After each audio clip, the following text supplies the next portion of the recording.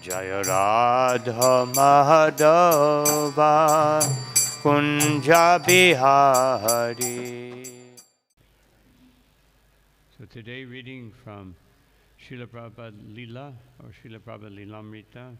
It's called Lilamrita and Prabhupada Leela because these are pastimes that were included after the finishing Lilamrita.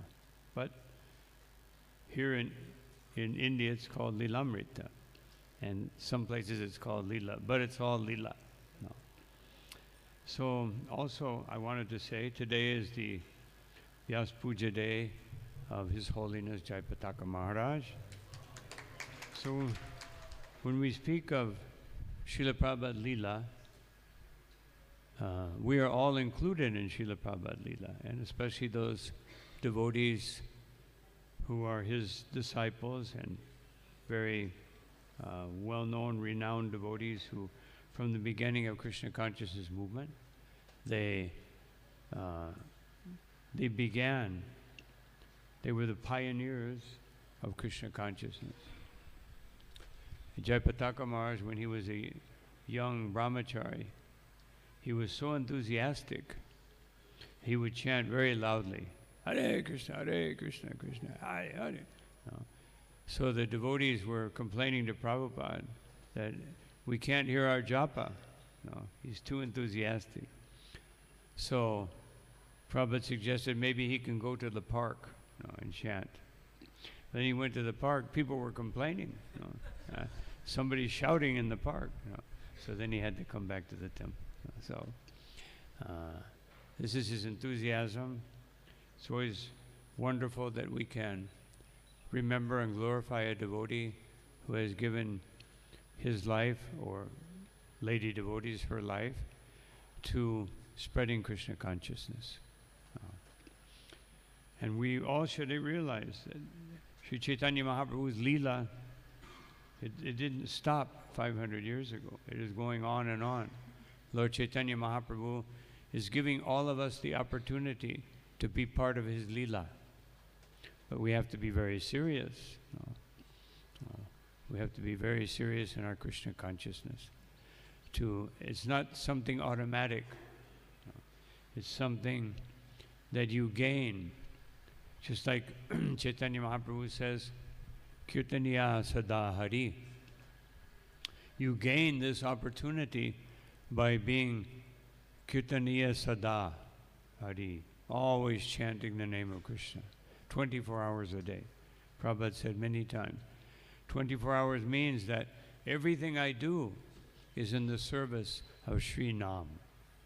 Everything I do. Even my taking rest.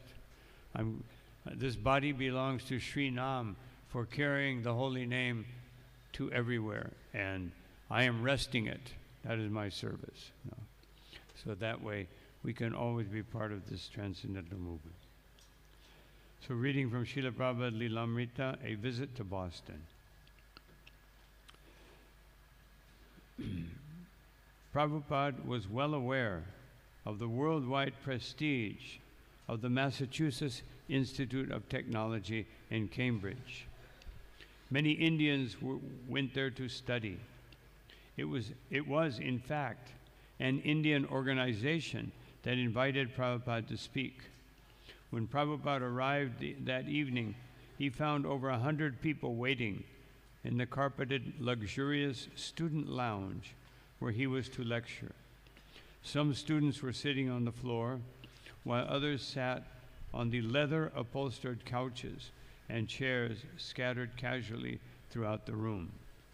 Om Jnana Timirandasya Ganang Jana Shalakaya Chakshurum Militam Yena Tasmai Sri Gurave Namaha Sri Chaitanya Manobhishtam Shtapitam Yena Bhutale Swayam Rupakadahyam Tadati Swapadantikam Namo Vishnu Padaya Krishna Prasthaya Bhutale Shrimati Bhakti Vedanta Swaminiti Namine Namaste Saraswati Deve Gauravani Pracharine Nirvishesha Shunyavadi Pastyatya Deshatarine Jaya Shri Krishna Chaitanya Prabhu Nityananda Shri Advaita Gadadha Shivashari Gaura Bhaktavinda Hare Krishna Krishna Krishna Hare Hare Hare Rama Rama Rama Hare Hare.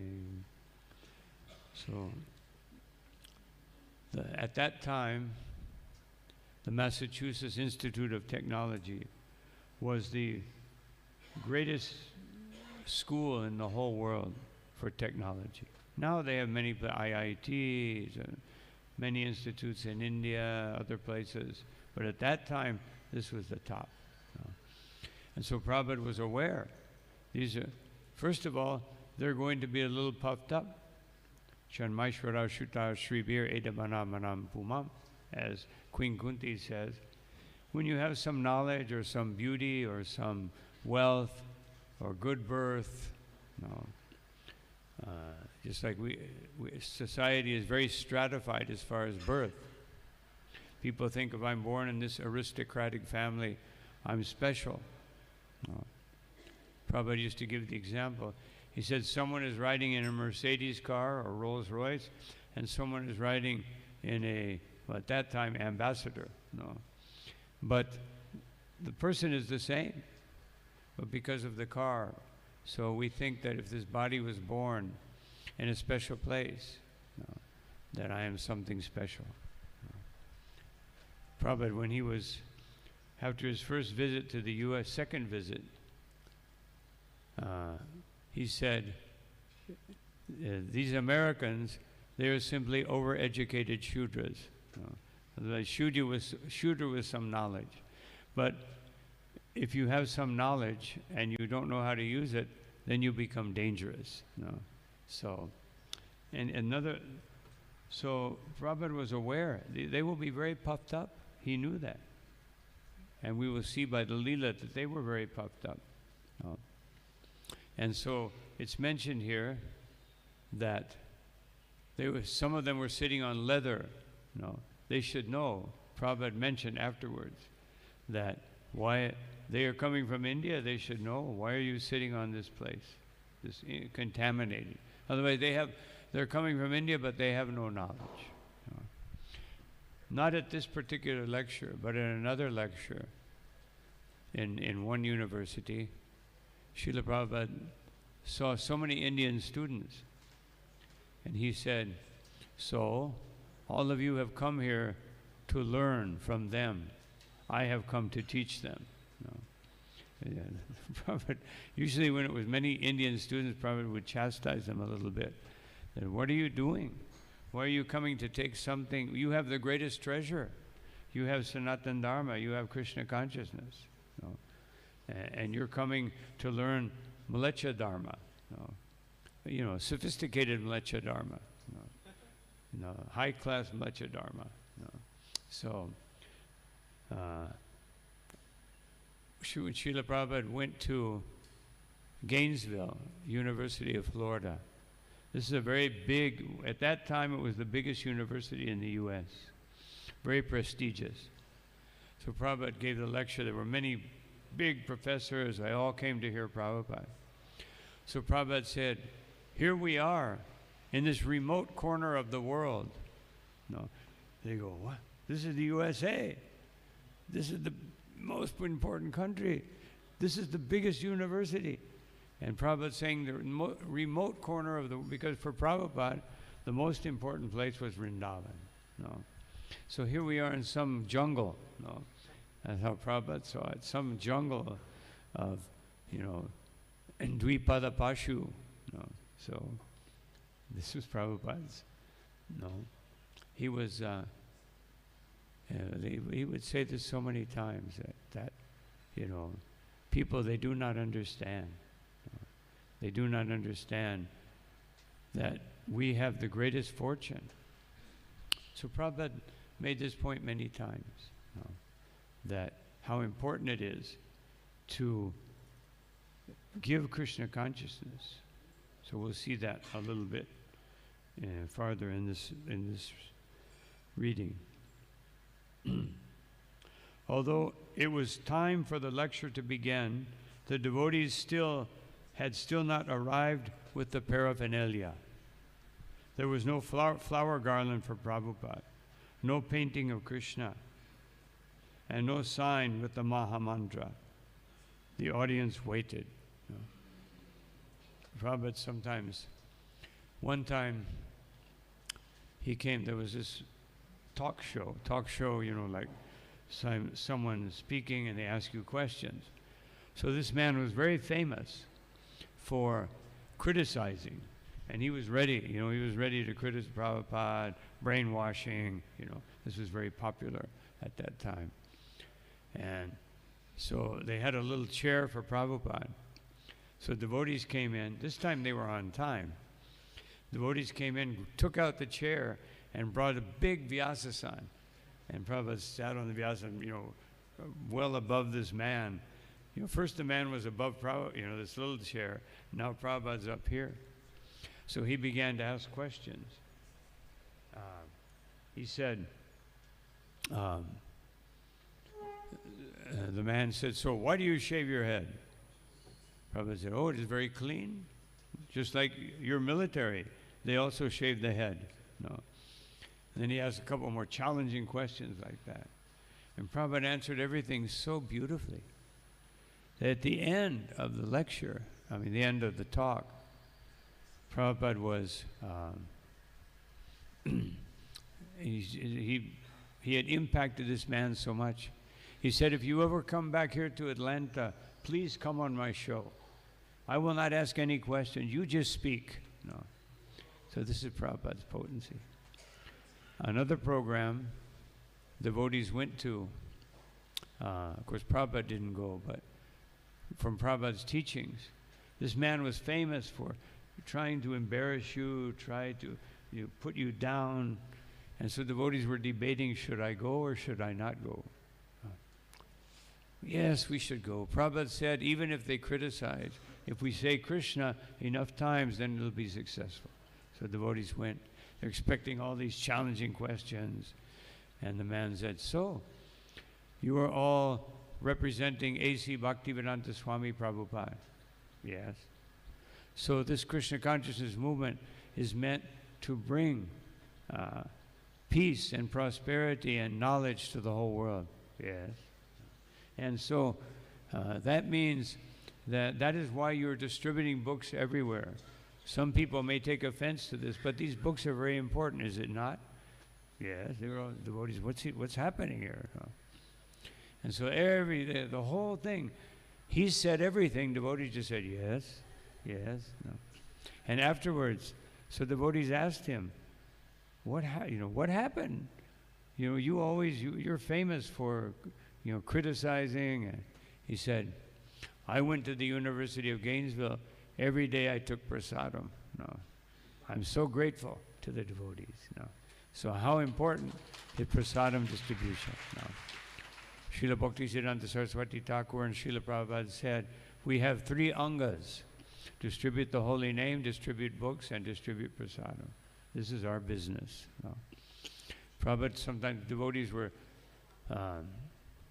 they started, in the US, they started a political party called In God We Trust. And, Prabhupada said, all right, you can do it. If you become president, then we can tell everyone to chant Hare Krishna. But they didn't. We didn't become president. But Prabhupada could see the devotees were getting a little bewildered by all these politics. And so Prabhupada said, just chant the holy name, distribute prasadam, and distribute my books.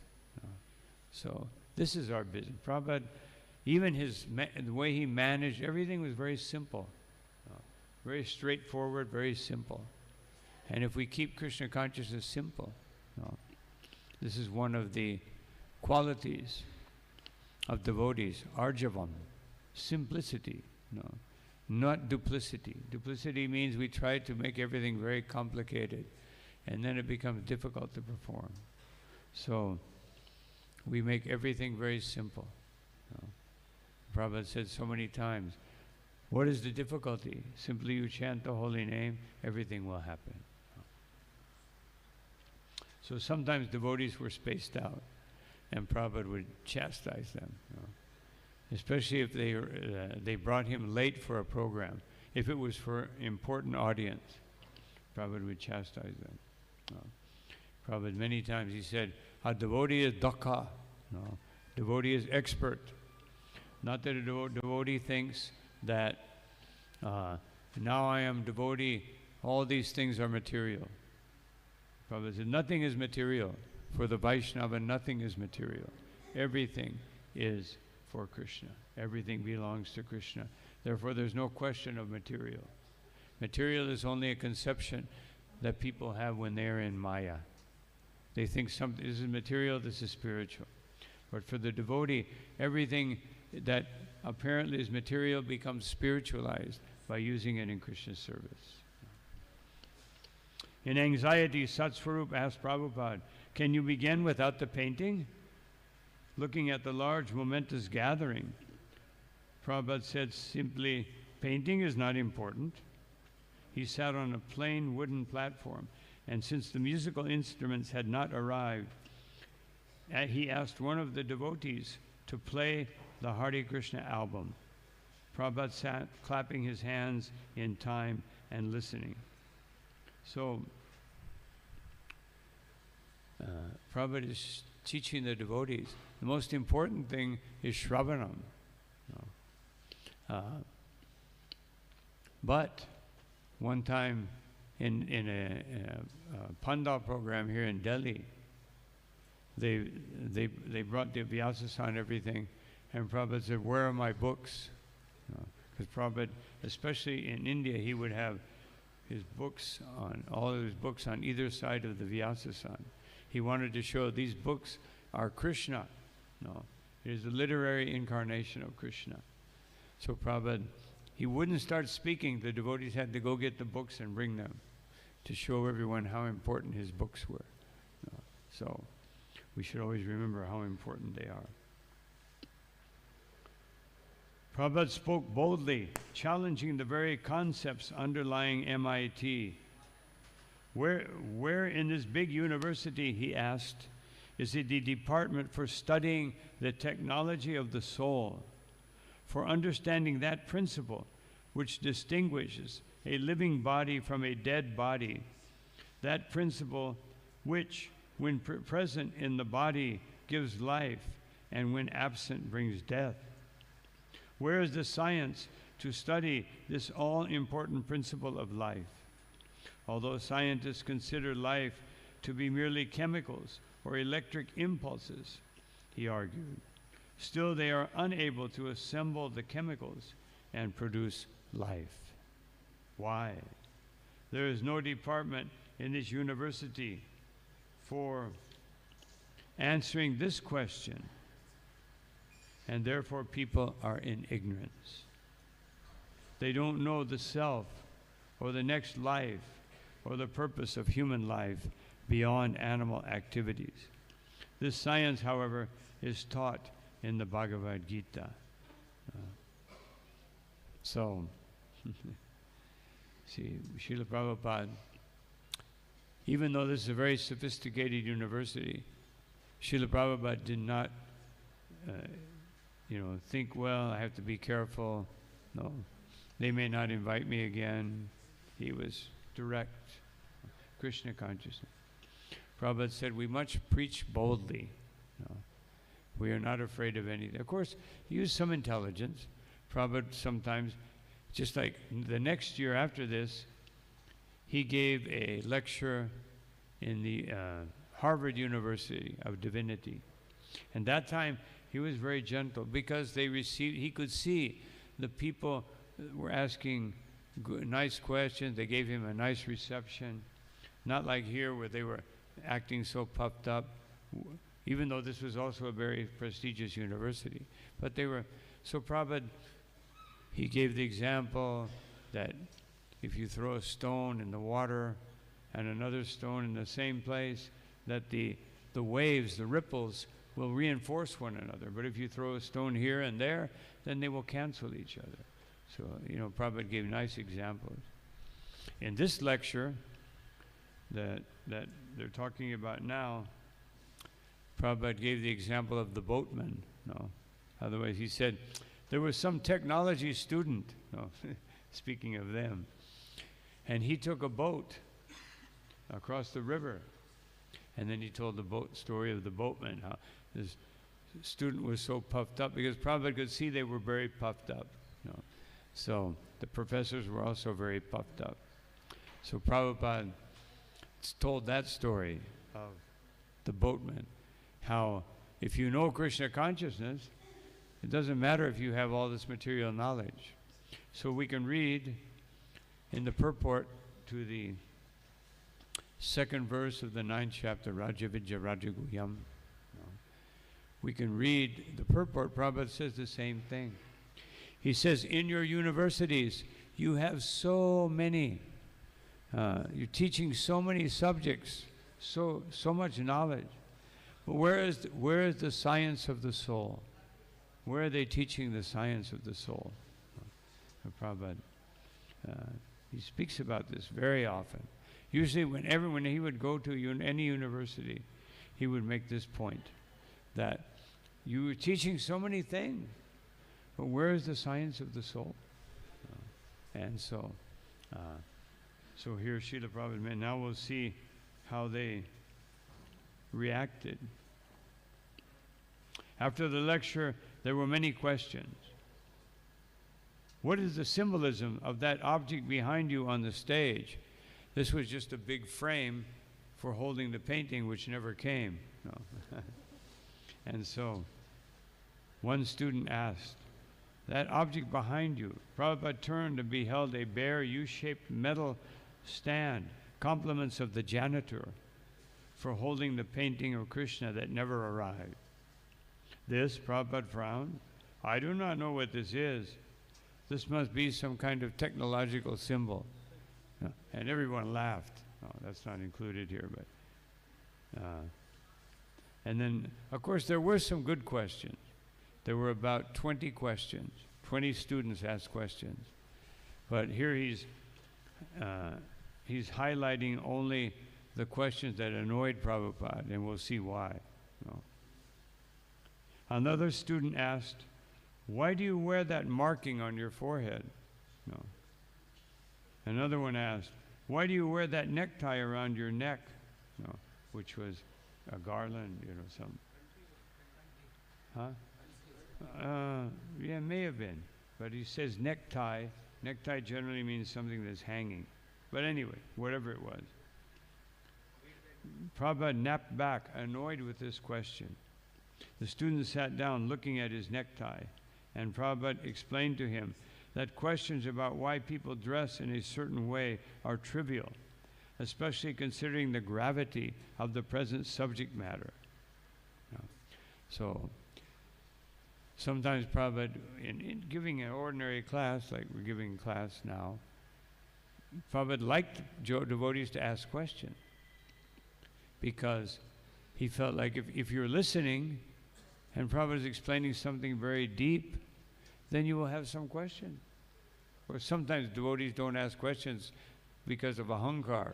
They think, if I ask the question, other devotees will think I don't know. No. So sometimes, but then when someone would ask, just in the sake of asking a question, they would ask something not so intelligent, Prabhupada would say, that is not a good question. Also, if it wasn't related to the subject matter, Prabhupada would say, this is not a good question. Because Prabhupada wanted the questions to expand the subject matter, whatever is being spoken, that the question should be expanding more and more and more. Now here comes the good part. When the question and answer period ended, Satsvarup stood and briefly addressed the students, inviting them to attend other college lectures by Srila Prabhupada or to come hear him at the temple. Wherever a saintly person goes, Satsvarup said, becomes a tirtha, or a holy place. And now for the month of May, Boston is a tirtha, so please take advantage. So they should have understood, here is a saintly person, here's Prabhupada, but they didn't, especially the professors. As Prabhupada was leaving with his disciples, a group of Indian faculty members and students came and stood around him, speaking rapidly, challenging him.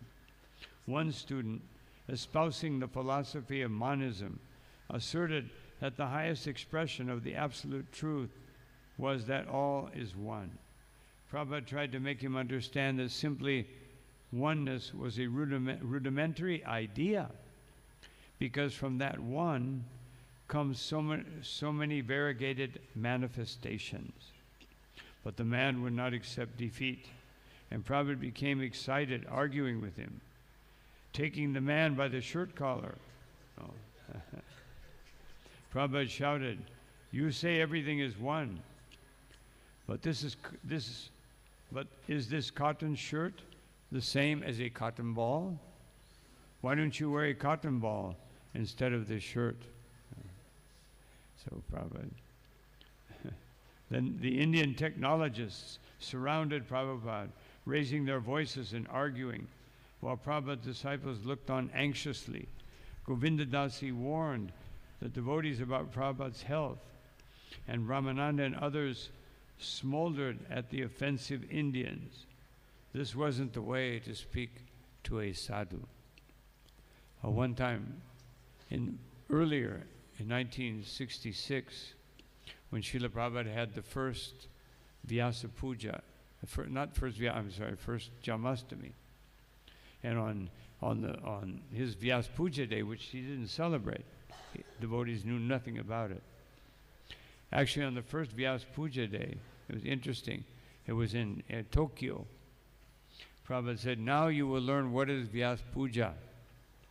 So Prabhupada said, at midday, you will bring an offering, and then you will have the pushpa offering. So devotees had no knowledge what is pushpa, anything. But the only thing they had heard of was pushpa rice. No, Prabhupada taught them. So they came at midday with this big pot of rice and put it before Prabhupada. No, Prabhupada said, "What is this?" "Prabhupada, you said pushpa." "No, pushpa puja." No, means you offer flowers. So Prabhupada said, "Sit down." He explained the whole process. They had no idea what to do. So Prabhupada explained, you do this, you bring garland, you wash the lotus feet of the spiritual master, you offer artik and pushpa puja. And so the Prabhupada said, "Tomorrow we will do it again." And this time, so then the devotees got it pretty well right. So Prabhupada, the point I'm mentioning this because just like Prabhupada said, the painting is not so important. The ceremony, the important thing is transmission of transcendental knowledge. Divya Gyan Hriday Prakashito. This is what we sing every day. We just sang it. Giving transcendental knowledge. This is the most important thing, our Krishna consciousness movement. The deities are here. We must worship them beautifully, gorgeously. But the real purpose of this temple is to give knowledge. In 1976, I was there, and Prabhupada gave lecture, and there were very few devotees. I was there, there was maybe only 30 devotees, 30, 40 devotees for the class. So Prabhupada, there were hundreds of devotees. Prabhupada said, "Where are the devotees?" And one devotee said, "Prabhupada, they went on parikram." And Prabhupada hit the desk like, he said, "I have made this temple so you can come and hear and chant. Why are you going on?" Prabhupada had nothing. He went on 2 parikrams at that time. He went with us. But Prabhupada was upset that they went without him. Just like Srila Prabhupada became famous before his spiritual master, Bhaktisiddhanta Saraswati Thakur, because this was the last day that Bhaktisiddhanta Saraswati was giving lecture in Vrindavan. And Prabhupada, then some devotee announced that, "No, we will have a big parikram." And almost everybody went on the parikrama. But Prabhupada stayed. And some other devotees, but Prabhupada also. So when it came time for Prabhupada's initiation, Saranga Goswami, he was introducing, here is, and Bhaktisiddhanta said, so I know him. He likes to hear.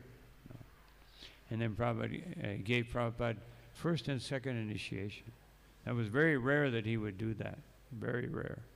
First and second initiation, one time. And he was very happy. He knew who Prabhupada was from the very beginning. But Prabhupada, he wanted to show that this hearing, because everything in Krishna consciousness begins with hearing. If you don't hear, just like sometimes when we lead kirtan, then the devotees just chant whatever they're used to. It doesn't matter. You're supposed to hear, and whatever the person is leading, you sing that way. You don't sing, otherwise it's like you're like mindless robots, just standing there, and you wind your mind up. I will chant this, I do this every day just like this. But really I'm thinking about something else, not hearing. So whenever there's kirtan, we try to hear the person, how they're singing. There are so many different ways to chant, different melodies. And if we hear, of course some of them are so complicated, it's difficult to follow. Some of these kirtan devotees, I don't know where they get them, but difficult to follow. But our standard melodies, we should be able to hear and chant. Very important. The Indian, so Govinda Dasi, she was concerned because Prabhupada had just returned in December. That was like just 4 months before that. Prabhupada just returned from after having his heart attack. So she was concerned. Prabhupada was getting very angry. He grabbed this man, and so every time this argument would come about oneness, Prabhupada would get very, energetically disturbed, and he would preach very strongly, especially if someone tried to continue with their Mayavad understanding. Meanwhile, a devotee reported that Prabhupada's car had broken down, and someone ran out into the street to get a taxi. The arguing continued. When a taxi finally arrived, a few disciples pushed through the arguers, insisting, "Swamiji, please, your taxi is waiting. It can't wait any longer. You have to go." And they disengaged their spiritual master from the mass of arguing technologists. Prabhupada considered the evening a success. So this is the spirit of a spiritual warrior like Srila Prabhupada. He doesn't, the important thing is you give the message of Krishna unchanged. You give it. We don't try to make it very nice. And we try to make it as nice as possible, but we don't change anything. And Prabhupada spoke very strongly in this lecture, because he could see they were puffed up. And now we can see these people thinking, this Swami, he doesn't even have a university degree. I have a Ph.D. I'm a doctorate. So puffed up. And there were great scientists and also Indologists, or say Sanskrit professors that would come and hear from Prabhupada. One of them, I remember I met him in Los Angeles, and I spoke for a few minutes, and he said, the most amazing thing about Prabhupada, he called him Prabhupada. He didn't, they said Swami, but he said Prabhupada. He was very impressed by Prabhupada. And he said that I don't know how he remembers so many verses, No, he said that. Yeah. He said, I've been studying Sanskrit for, I forget how many years, 30 years. He said, I cannot recite so many shlokas. He said, Prabhupada is so special. And he was very touched, his heart was touched by Prabhupada. And another professor, Professor O'Connell, no, he spoke about Prabhupada. And he said that, one thing he said was, there are three persons in history. They're the greatest persons, I consider the greatest. One is Jesus Christ, another is Mahoma, and another is Prabhupada. But he said, of the three, the greatest, who can give the greatest benefit to humanity is Prabhupada. Because all of his lectures are recorded. No. We don't even know what the others said or didn't say. They have some scripture which has been changed and translated from one language to another. So who even knows what he said?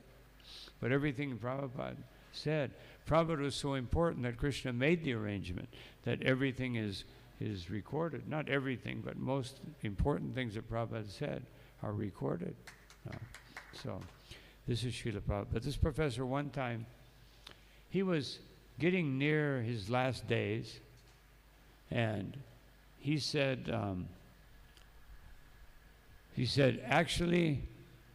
Swami Prabhupada, he has brought this Gaudiya Vaishnavism. He said, I am not practicing Gaudiya Vaishnavism. He said, although I should be, because I am near the point of death. He said, I should surrender to Lord Chaitanya. And this is all coming from Prabhupada. He knew about Lord Chaitanya beforehand, but he considered Lord Chaitanya to be a saint that some people were calling him God. But after Prabhupada spoke to him so many times, he accepted that Chaitanya Mahaprabhu is Krishna. And he was thinking like that. I should surrender. I should surrender to Prabhupada. He was thinking like that. Maybe in his mind and his heart he did. And so this is what we want to do. We want to transmit in our preaching Krishna consciousness into the heart of the persons. And how do you do that? Not by what you say, but by what you practice. When we practice Krishna consciousness very seriously, and every day we are diligently performing sadhana bhakti every day, unless you get sick or something, but every day. And then when you speak to someone, it will enter their heart. Satam prasangam mama virya samvido bhavanti hrit karna rasayana kata. It goes into the ear and into the heart. But if it's just theoretical knowledge, it will just go into the ear and out the other one. It will just pass through the brain, won't reach the heart.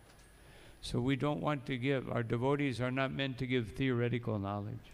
Our devotees are meant to give pure Krishna consciousness. And if we do that, then like Srila Prabhupada did, we can see how he changed even big professors. But these puffed up professors, they couldn't understand Prabhupada, because they were too puffed up. So, therefore, Krishna says, Tadvidi pranipatena. You must be pranipatena. You must be submissive. You must open your mind, open your heart, so that Krishna can enter. Just like Srila Prabhupada in his beautiful purport in the cleansing of the Gundicha temple. I can't remember I can't remember the verse number, 112, 113, like that. It's such a long purport. And Prabhupada says, Shinvatam Swakata Krishna Punya Shravana Kirtanam. He said that Lord Chaitanya is teaching us the process of hearing and chanting. And you hear and you chant until all of the finest particles of material contamination are cleansed outside of the heart. just like Chetodarpana Marjanam, means cleansing out the gross contamination. And Bhava Mahadvagni Nirvapanam means you're going deeper into the residue of karma that is waiting there.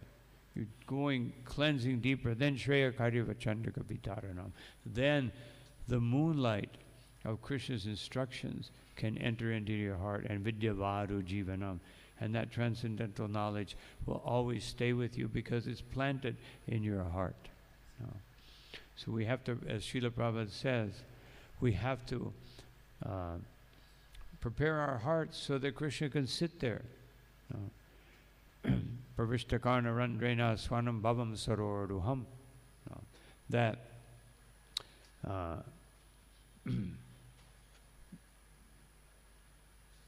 Shukadeva Parikshit Maharaj, he said that this transcendental knowledge enters into the ear and opens up the lotus flower of our relationship with Krishna. And Krishna will be sitting there waiting for us to cleanse away every bit, every small particle of material contamination. Just like the autumn rains. You know, when there's monsoon rains, the water is very muddy, you know, very brown. But when the autumn rains come, then the water is very clear, gentle rains. So the gentle touch of the lotus feet of Krishna within our heart will cleanse away all the contamination. So we'll read just a little bit more. Some of the devotees had seen the poor attendance at Prabhupada's Boston University lecture, feared the same thing might happen at the Harvard School of Divinity. So they suggested Swamiji wait at his apartment while they went ahead to the lecture hall to see how many people would gather. When they saw a decent number gathering, one of them phoned Satsvarup that Swamiji should come. Meanwhile, at the lecture hall, Joseph Matthews, a graduate student in Vaishnavism, addressed the audience, describing from the mundane academic viewpoint the history of the Chaitanya movement. So this is the difference. When Srila Prabhupada says Chaitanya Mahaprabhu is the Supreme Personality of Godhead, we immediately believe it because that conviction is there. But when this student who's probably read more Chaitanya literature than many of us, but he couldn't understand anything, just explaining some superficial aspects. Maybe some people in Bengal believe that Chaitanya is God. This is how they speak. I've heard them. Prabhupada arriving half an hour later than scheduled, led the audience in kirtan and began his talk. He praised the Harvard students as fortunate, citing that according to Vedic literature, aristocratic birth, good education, beauty, and wealth are the four chief material opulences. Especially at that time, anyone who went to Harvard was from a wealthy family. Now they accept poorer students, but only to increase their prestige, thinking, oh, just see, we're open to everyone. But how many poor? They only have a small, like 2% quota of poor students, and 98% they pay big money. Compared to others in the world, he said, the students at Harvard have all these opulences. If, however, they could increase their good fortune by adding Krishna consciousness, then that would be their perfection. For example, gold is certainly very valuable, but if gold were to have a pleasant fragrance, then it would be even more valuable. Similarly, if these materially fortunate persons could add the spiritual fortune of Krishna consciousness to their life, then that life would be successful. After Prabhupada's talk, Mr. Matthews thanked him for his discourse on Hindu philosophy. But immediately Prabhupada interrupted. Actually, we are not Hindu. And Prabhupada explained the universality of Krishna consciousness. As the meeting broke, some interested students came forward for more discussion with Swamiji. One Sanskrit student asked, "How can a brahmachari be expected to understand Gita Govinda, since it deals in so many intricacies of man-woman relationships and love affairs?" Srila Prabhupada replied, "Only a brahmachari can understand Gita Govinda, because it is not about mundane sexuality. It is the highest spiritual technology of Radha and Krishna." No. That means an advanced brahmachari. No. Prabhupada said Gita Govinda is not for the ordinary persons. No. One time a professor, French professor, he said, "Swamiji, please tell me about the prema relationships of Radha and Krishna." And Prabhupada said, "Who are you?" I said, "I'm Professor so-and-so." And Prabhupada said, No, who are you?" He said, "I'm Professor so-and-so." And then Prabhupada said, No, who are you?" And the professor said, "Maybe Swami doesn't understand my accent."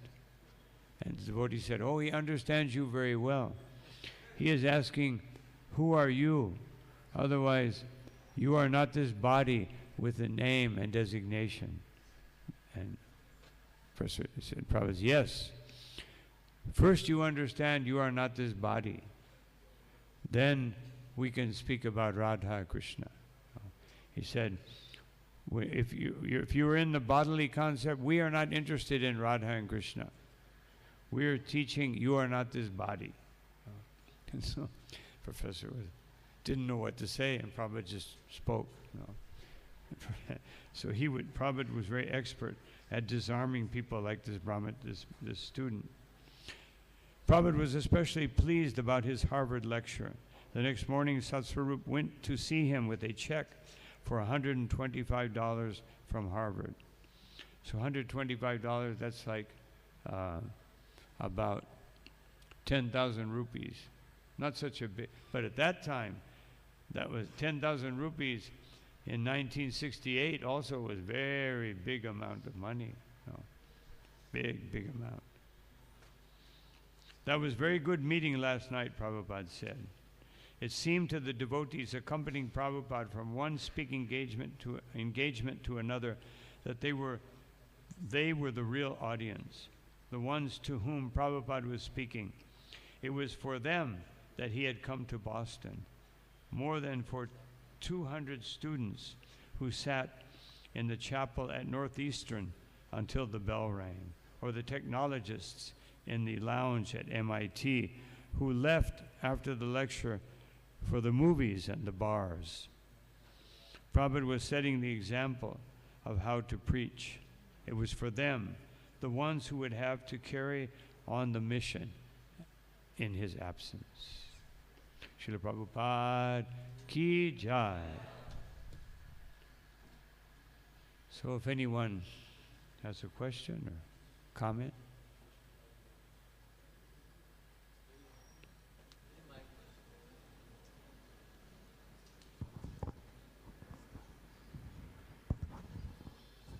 Hare Krishna Maharaj ji. In earlier time, in initial days of ISKCON, there was not much affluence and it would be very difficult to arrange any resources. Today, in today's time, we feel we are in Vaikuntha. Everything is arranged for us. So, would you like to please tell us how difficult it was? Because for us today, we don't feel much difficulties in getting or going to get anything. So we have become more complacent or slackened in preaching or in personal sadhana. So as to memorize us, how was the difficulty in initial days, so we can become more grateful for what we are getting. Every moment.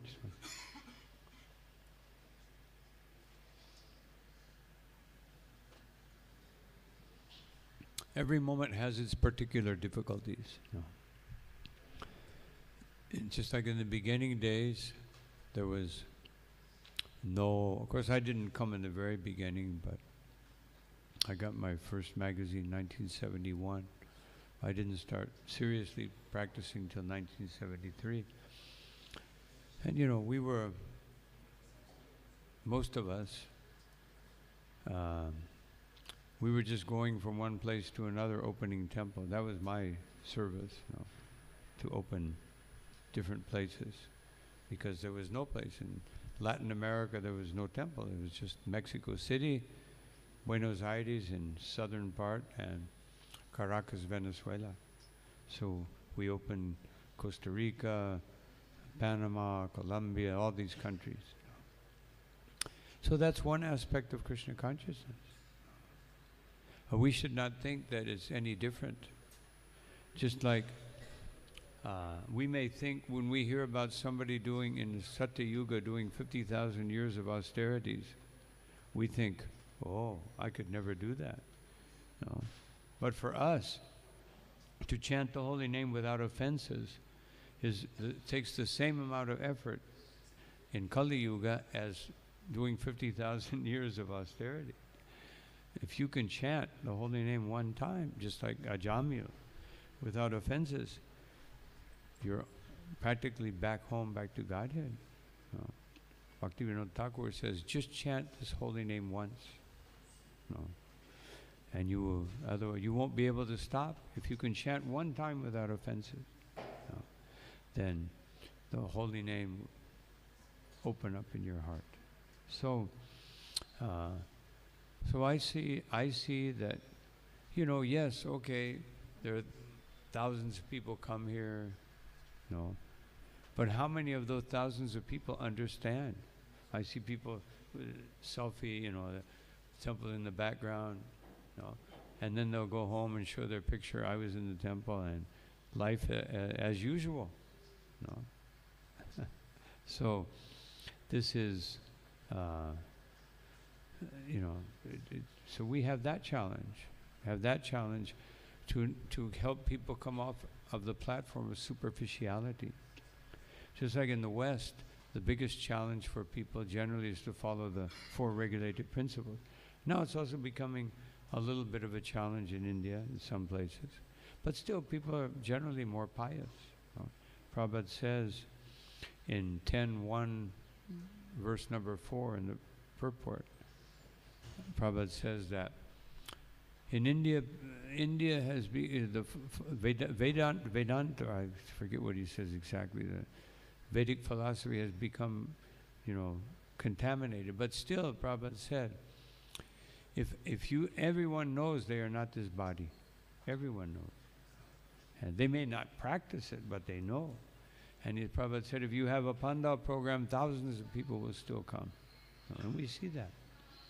So our challenge now in India is to help people go beyond that. Because if people are pious, just like one time I was in Punjabi Bagh when it was just a little garage, it was a house with a garage. So Prabhupada in the purport was speaking about, sex life. And this lady says, I was taught only, I don't understand why Swamiji is saying these things. I am happily married. And and then her husband turned to her and said, you know how difficult it is to follow. And so, because he was actually listening very carefully. So we have to, in India, that's our challenge. We have to help people because they think, I'm pious, I know this, I know Krishna. Just like one time I was on an airplane from Mangalore to Bangalore, and one man sat next to me and said, why are you dressed like this? I said, I'm a sannyasi. What is devotee of Krishna? Oh, Krishna, I know Krishna. I said, oh yes. So you read Bhagavad Gita? No. I know Krishna, but no Bhagavad Gita. No. So this is our challenge. And therefore the same thing applies. We have to become very Krishna conscious to help the people go over that obstacle of thinking I'm pious, I'm a Hindu, I'm vegetarian, I'm already there. No, I don't need to do any more. No. So everywhere has its challenge. And every time in Krishna consciousness will have its challenge. No. We just have to come up to the challenge, whatever it may be. No. Hare Krishna.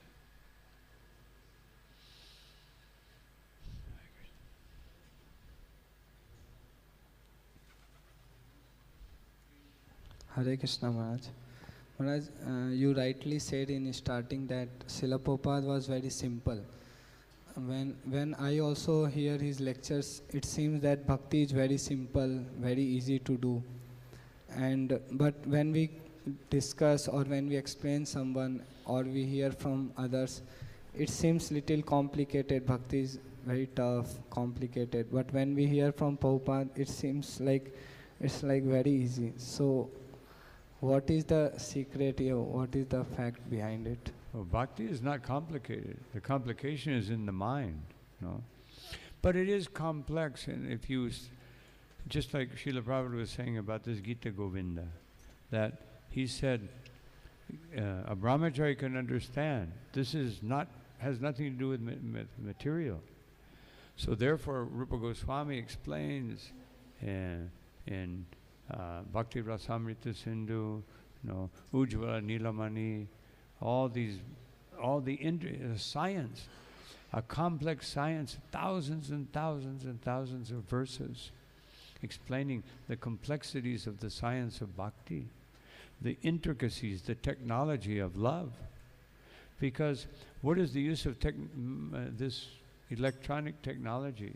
It came and it will go at some point. And it's always complicated and but everyone wants to love. So therefore Rupa Goswami has explained the most important technology of that one thing that everyone wants. Of course nowadays almost everyone wants a cell phone, but then it's just a thing. But love is the deepest and most important thing in our hearts. And therefore we should, this is our challenge, understand the technology of love and be able to give that to others. So, but Krishna consciousness, Prabhupada would say, he's saying it from the external point of view. What is the difficulty of chanting Hare Krishna, Krishna Krishna, Hare Hare, Hare Rama, Rama Rama? What's the difficulty? No. There's no difficulty, but it becomes difficult because we don't have the taste. No. So the whole science of Krishna consciousness, what Rupa Goswami is teaching, what all of our acharyas are teaching, what Srila Prabhupada is teaching, is to acquire that taste. Prabhupada said, first you bring people, let them experience the happiness of chanting, and then you can explain the rules and regulations. Don't explain the rules and regulations first, otherwise they'll go away. Just like Prabhupada said, when I came to your country, I thought if I speak, then they will say, Swamiji, maybe you should go home. Because it's very difficult to follow these principles. But actually everything makes sense, and if we learn it properly, then Krishna consciousness makes so much sense. Therefore so many people are becoming devotees. But we have to continue to advance. And what does it mean to advance? It's a very simple thing also, but it's a very complex thing because of our mind. Trinadapi sunichena tarori vasa hishnuna. Your humility should become deeper. When you read the Shikshastikam prayers and the purports, the prayers and the purports by Srila Prabhupada in the 20th chapter of Antya Lila, you can see it says that humility is increasing in Lord Chaitanya's heart. Is increasing. He's teaching us that Shikshastika means, that spiritual life means that this humility, this tolerance, this respect of everyone, and not wanting any recognition whatsoever for oneself. This has to become deeper and deeper and deeper. Not that we become proud. We think, when will they bring the ghee lamp to me? No. When will I be the first one to get the ghee lamp? Then my life is successful. No. Not like that. We want to become dasa, dasa, dasa, dasa, dasa, dasa, dasa, anudasa. No. Prabhupada said one time that success in Krishna consciousness means that you have so many layers above you. No. Layer after layer. First, if we would have come at the time of Rupa Goswami, we would have been unqualified to follow. But because there's Rupa Goswami, and then there's the other Goswamis, and then there is, Narottam Das Thakur, Vishwanath Chakravarti Thakur, Baladev Vidyabhushan, and all the way down to Srila Prabhupada. And now many devotees are becoming more advanced in Krishna consciousness and teaching. And they will become, some have become gurus, others will become gurus, but they must be qualified. And the qualification is that those two verses, 3 and 4 of Shikshastikam, are the qualification. There in the Shikshastika, everything else is progressive, a state of progressive humility. But those are the two instructions, and the 5th verse. It prepares us for going into the deeper realms of bhakti, where tears will be flowing from our eyes. Once I understand, I am a little atom at the lotus feet of Sri Chaitanya Mahaprabhu. I am a little atom at the lotus feet of my Guru Maharaj. Not that let me become the most prominent devotee. Let me see how many followers I can get. Let me see this, let me see that. Let me become proud of, whatever I have. So these are the obstacles. That's what makes it difficult. The ahankara vimudatma kattaham iti manyate, thinking that I am making things happen. No, it is all Krishna's mercy. It is all, the 3 modes of nature are Krishna's mercy also. Because as they affect us, we learn to go beyond them. So, mam chayo vyabhicharena bhakti yogi sagunam samatitayam brahmabhuyaya kalpate. Sagunan samatitayan. I must go beyond the modes of nature. And so, if we feel ourselves becoming proud or, I want some recognition, then we know we're still under the modes of nature. That is the difficulty, because the mind is identifying with something in this world. Hare Krishna. So we'll stop here. Thank you all very much for your kind attention. Srila Prabhupada ki jai. Srila Prabhupada Lilamrita ki jai. Ananta Koti Vaishnava Vrinda ki jai. Nitai Gaur Premanande.